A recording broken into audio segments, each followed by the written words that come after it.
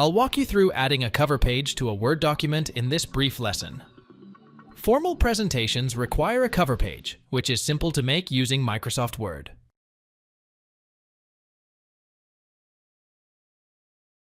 Go to the Insert tab at the top of the document. Click Cover Page on the left side.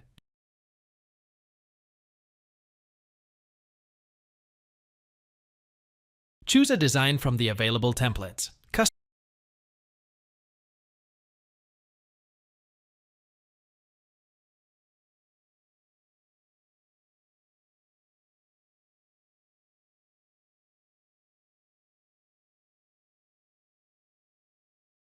Customize the text by double-clicking in the placeholder fields, document title, subtitle, date, etc.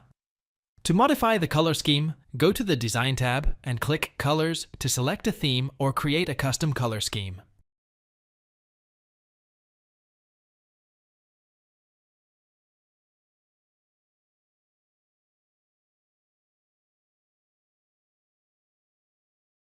Thanks for watching it. It helps make sure to hit like and subscribe.